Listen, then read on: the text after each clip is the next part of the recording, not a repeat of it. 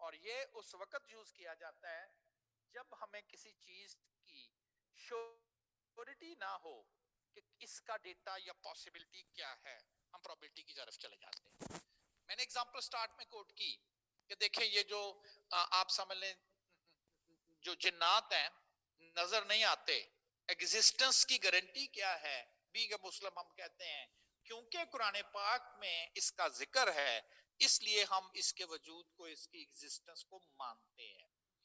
अब कोई चीज लाइक कल बारिश होगी, अभी तो कल आनी है, इसका क्या गारंटी क्या है बारिश होगी एग्जिस्टेंस की?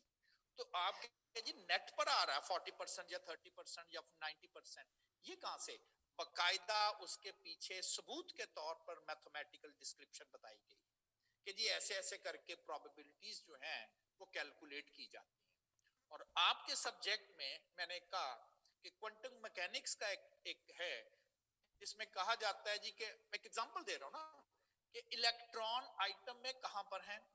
आपको मैंने एक सैंपल स्पेस का वर्ड समझाया तो समझ ले उस आइटम उस इलेक्ट्रॉन के लिए वो जो आइटम है वो बेसिकली एक पूरी सैंपल स्पेस है और उसमें से एक सबसेट जो है वो इलेक्ट्रॉन है, एक पोर्शन इलेक्ट्रॉन है। वो कहां पर है सबसेट, वो उसकी क्या प्रोबेबिलिटी किस जगह पर होने की, इसको कैलकुलेट करते हैं। आपका सब्जेक्ट इसी पर बेस करता है, इसलिए कि उसकी एग्जिस्टेंस का हमें गारंटी के साथ नहीं पता क्योंकि ये विजिबल नहीं है। तो फिर हम गेस करते हैं पॉसिबिलिटीज ही यहां हो सकता है, पॉसिबिलिटी है यहां हो सकता है। अच्छा, सैंपल स्पेस की मैंने कहा था प्रोबेबिलिटी हमेशा 1 होगी। इसको इंप्लीमेंट करें उधर जाके तो हम कहेंगे जी इलेक्ट्रॉन कहां होगा अगर आइटम जो है वो उसके लिए सैंपल स्पेस है, तो सैंपल स्पेस यानी कि आइटम में ही कहीं होगा ना। ये तो आपकी थ्योरी कहती है ना विद इन एन आइटम होगा, ये तो नहीं कि आइटम के बाहर भी कहीं जगह पर इलेक्ट्रॉन हो सकता है, ढूंढ के लाए, वो शायद पॉसिबल नहीं है। तो एक चीज की गारंटी है आपको कि with in an item is an electron, उसका वजूद कहां पर है, वो कहां पर पॉसिबली हो सकता है, possibility, then there is a probability. अच्छा, इस वर्ड को समझाने के लिए आपको एक्सपेरिमेंट, जाहिर है पहले कुछ ऐसा डेटा आपसे शेयर किया जा रहा है जिसमें अनसर्टेनिटी थी। ये बात बिल्कुल सही है कि G coin tossing, dice throwing और इस तरह आप जरा खुद नोट करें कि जब लॉजिकल आपको क्वेश्चन दिए जाते हैं, छोटी क्लासेस में भी कर ले, if a man can construct a road in this much day, how many mans are required to construct 2 roads in 5 days? ठीक है ना? तो आप कैलकुलेशंस करके नहीं बताते कि जी हाँ इतने इतने आदमी चाहिए, इतने काम, तो लॉजिकली आप डिवेल्प करते हो ना लॉजिकल क्वेश्चन। तो यही एक पॉसिबिलिटी बचती है प्रोबेबिलिटी। ये नहीं कि मैं आपके साथ ऐसे कर रहा, आप कोई भी बेसिक लेवल की प्रोबेबिलिटी बुक उठा लो, उसमें इन्हीं एक्सपेरिमेंट का जिक्र होगा। क्यों? इनमें अनसर्टेनिटी है, कॉइन की, डाइस की, कार्ड्स की, यही अनसर्टेनिटीज है। तो यहां पर हमने ये चीज जो है वो डिस्कस की। अब मुझे कोई बताएगा कि प्रोबेबिलिटी में हमने जो है अपना प्रॉब्लम जो है वो कहां तक डिस्कस कर लिया था। मुझे अब आइडिया नहीं है क्या एडिशन थ्योरम का वर्ड आपसे डिस्कस हो चुका है।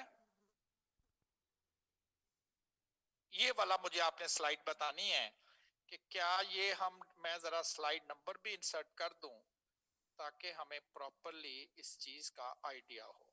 इंसर्ट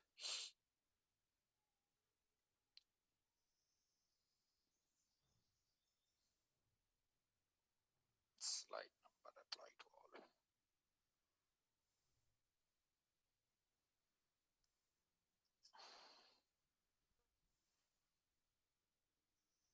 जी, कोई बताना चाहेगा कि हम लास्ट टाइम क्या ये एग्जांपल आपसे हो गई थी शेयर? एनीवन?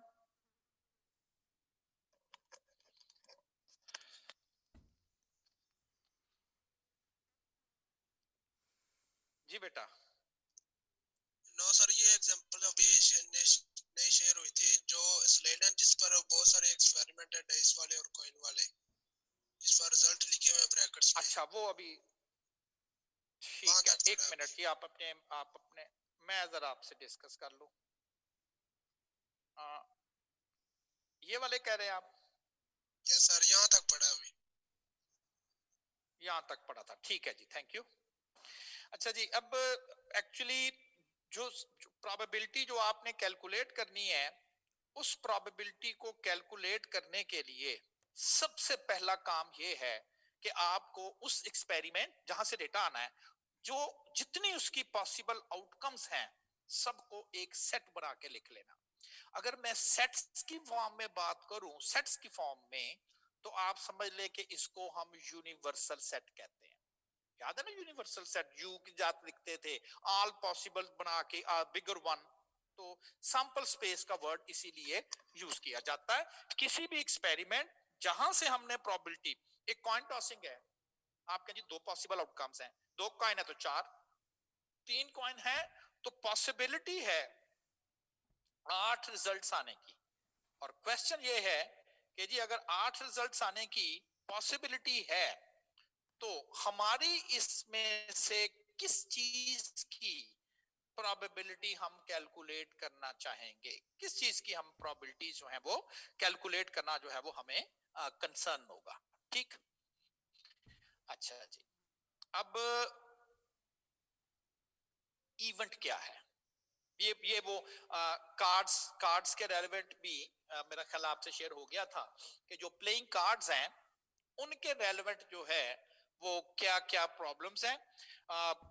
16 कार्ड 26 कार्ड जो हैं वो ब्लैक कलर में होते हैं, और 26 कार्ड जो हैं वो रेड कलर में प्रिंटिंग होती है आपके। इनमें से 13 कार्ड ऐसे होते हैं जो उनके ऊपर सिंबल जरा डिफरेंट बना हुआ होता है, डिफरेंट सिंबल होता है, जिसकी वजह से हम उन्हें स्पेड कार्ड कॉल करते हैं। These are called spade cards.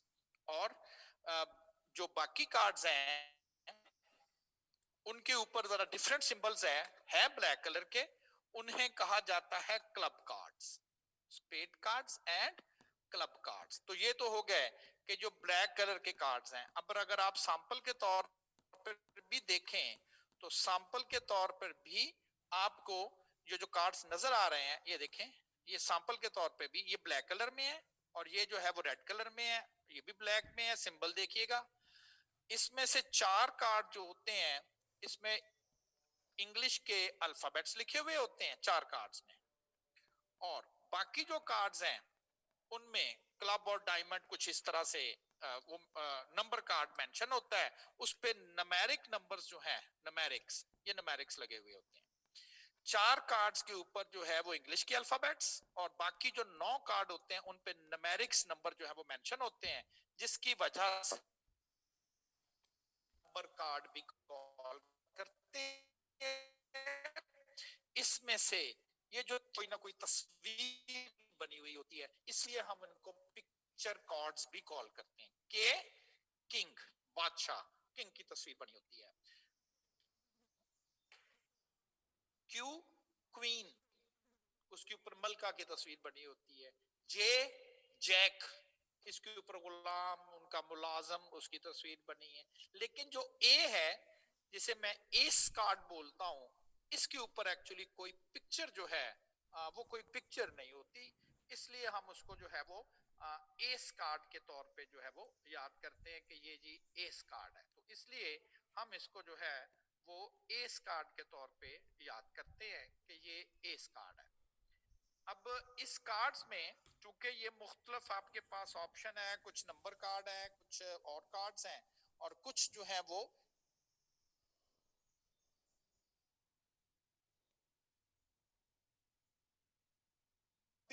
Card red colour में, डिफरेंट सिंबल्स, इन्हें सूट बोलते हैं। 13 कार्ड्स के टोटल 4 सूट होते हैं, 2 सूट ब्लैक कलर में होते हैं, 2 सूट रेड कलर में।